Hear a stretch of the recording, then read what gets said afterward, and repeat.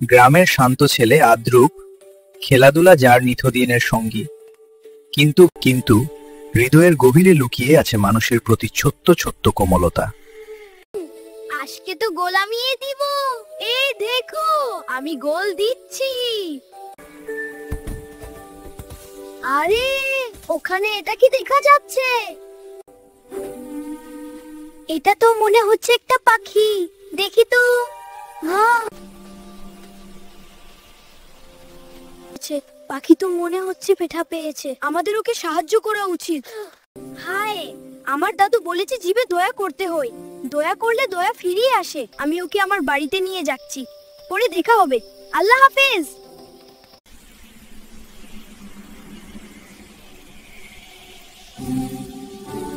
দেখো দেখো দাদু, আমি কি নিয়ে এসেছি। আরে কি হয়েছে এই পাখিতে খেলতে গিয়ে পেয়েছি দাদু। মনে হচ্ছে বেটা পেয়েছে। চিন্তা করো না আমার সোনা, পাখিটিকে আমার কাছে দাও। আরে তুমি পাখিটিকে নিয়ে দাঁড়াও, আমি আসছি।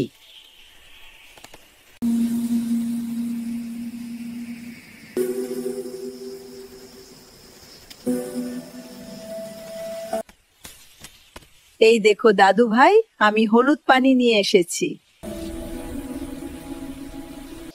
এই হলুদ জীবাণু মারে, এতে ওর আরাম লাগবে।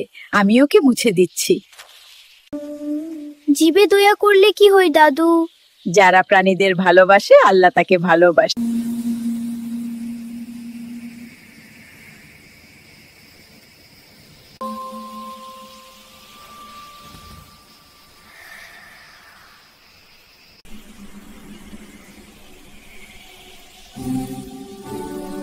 আল্লাহ চালে পাখিটি আবার উঠতে পারবে। আমার কাছে একটু দাও।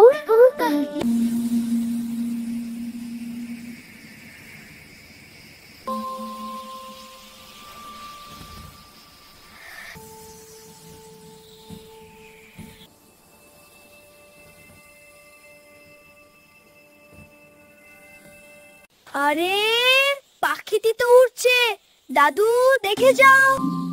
ওই দেখো দাদু, পাখিটি উড়তে পারছে।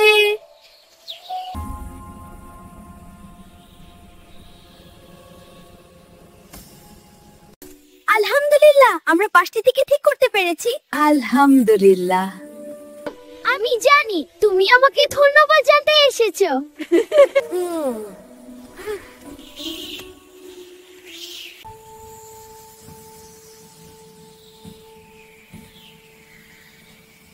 বুঝেছো দাদু ভাই, জীবের প্রতি দয়া করা আল্লাহর জন্য বড় ইবাদত। জীবে দয়া করলে মন ভোর হয়। হ্যাঁ দাদু, আমি বুঝেছি। এখন থেকে আমি সকল প্রাণীকে সাহায্য করব, কাউকে কখনো কষ্ট দিব না। বন্ধুরা, তোমরাও জীবে দয়া করো, তাহলে পৃথিবী আরো সুন্দর হয়ে উঠবে। আর ভিডিওটি ভালো লাগলে লাইক করো।